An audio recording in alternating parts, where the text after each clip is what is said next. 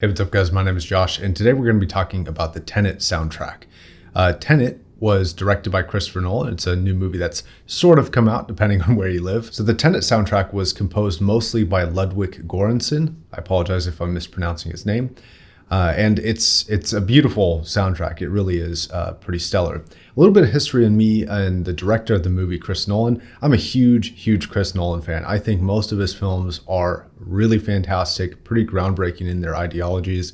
And I think he's able to wrap really big concepts into small kind of 2-hour movies. And I appreciate that. Now, one of the things I like about Chris Nolan is his loyalty to the people he works with. So he has a specific cinematographer that he always goes to. And traditionally, you would see Chris Nolan films paired with Hans Zimmer music, except for this movie. I think Hans Zimmer was working on another film, if I'm not mistaken. And so I personally was really interested to see how Chris Nolan plays with another composer and how the music plays with the movie. Because one of the things that I think Chris Nolan and Hans Zimmer were able to do the best was have a collaboration on both ends. The movie enhances the music and the music enhances the movie. And a perfect scene to represent what I mean here is the No Time for Caution or the docking scene from Interstellar. That scene is basically exactly what I mean by the music is enhancing what's going on the screen, and the screen is enhancing what the music means and how epic that music is. And the combination of the two is just fantastic. And it's one of this is something that in theory is very easy to do as a filmmaker, but in practice is just incredibly difficult.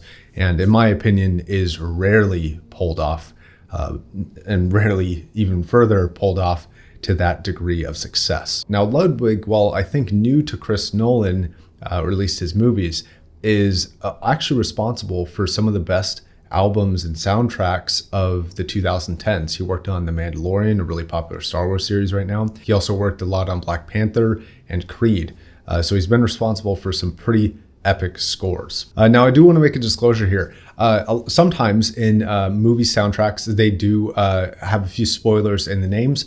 I am not sure what is a spoiler. Because of my local area, I haven't seen the movie. I'm going to as soon as I am able. Trust me, it's on the list of to-do things. But I haven't seen it. Because of that, if you're sensitive to spoilers, because some people have seen it, I'm going to recommend not reading the comments. I'm not going to read the comments in this video because I don't want the movie to be spoiled. Haven't seen any online. So far, so good for me. But yeah, I'm not sure if any of the names are going to be spoilers. They didn't seem like it to me because they're pretty ambiguous. They don't really mean much without having seen the movie, I don't think.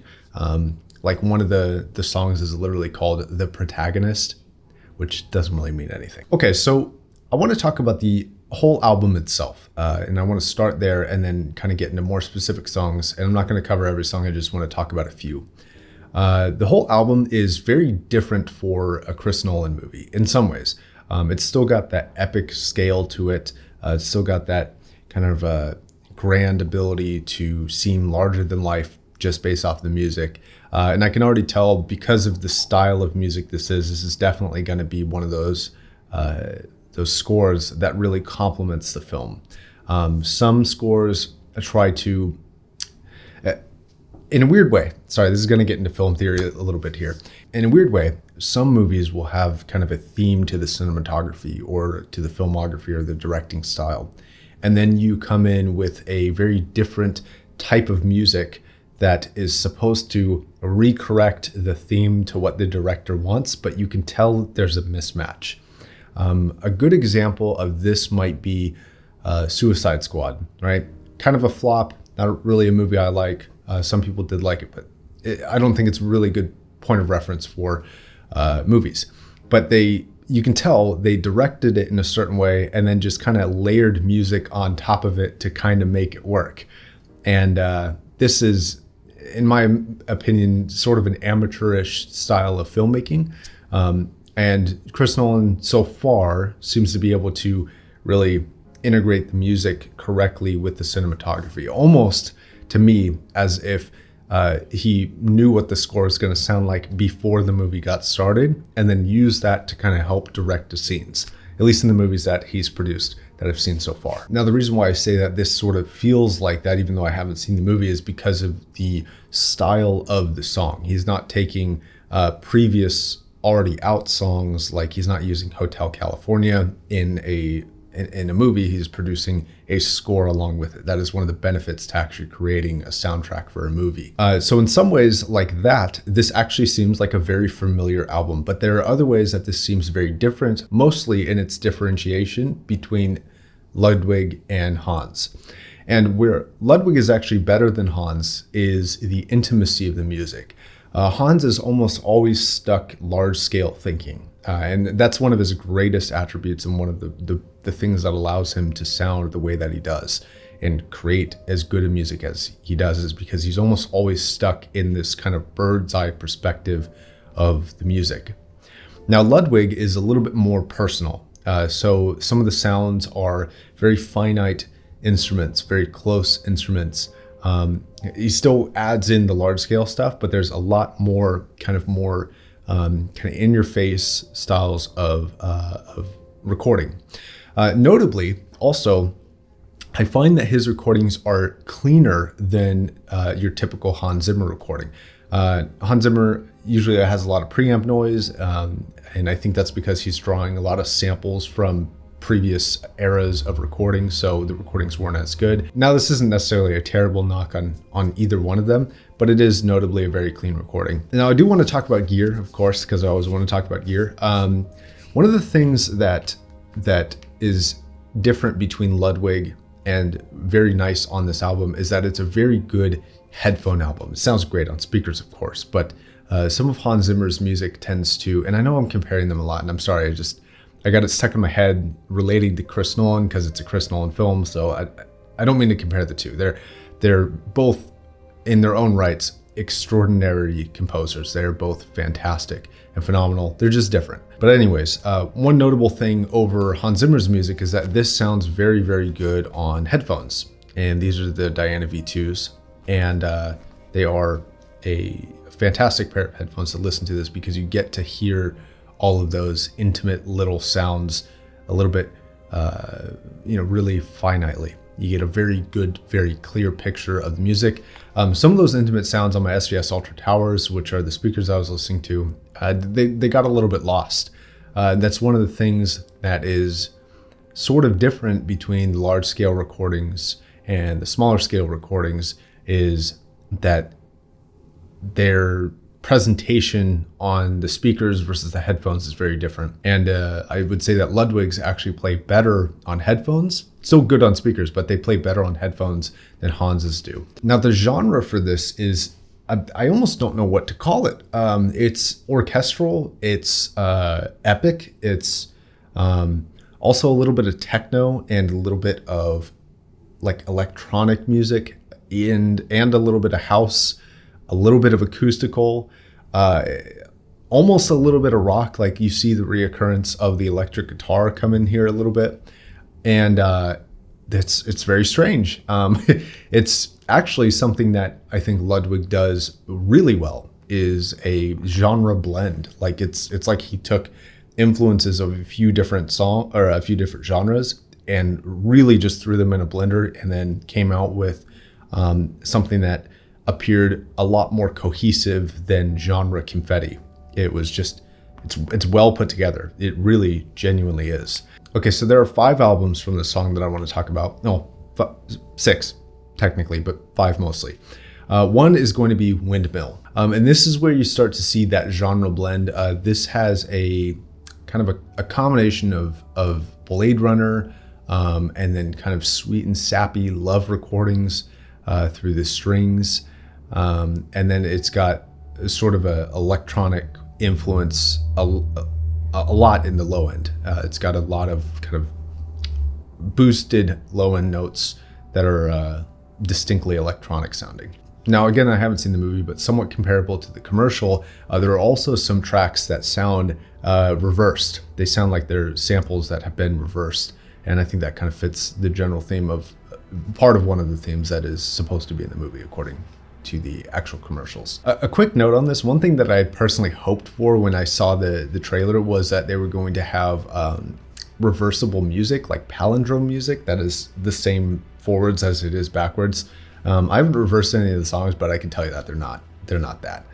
But that would have been really cool, but very, very hard to do and sound good. Then you have Freeport, which is probably one of my favorite songs on this album, I think.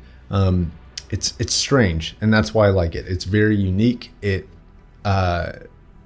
got some of the trailer noises in it. Occasionally, something I picked up on headphones, but not really on music, it almost sounds like there's pages turning occasionally on the left side. I don't know if that's actually a sample or a recording of pages turning, but occasionally it sounds like that. It's just very, I don't even know what to describe it as. There's like little popping up noises here and there. I'd highly recommend giving it a listen. Now, the song 747 is sort of a reflection of this entire album, because in some ways it's hard to tell, and I'm going to talk about Hans Zimmer again.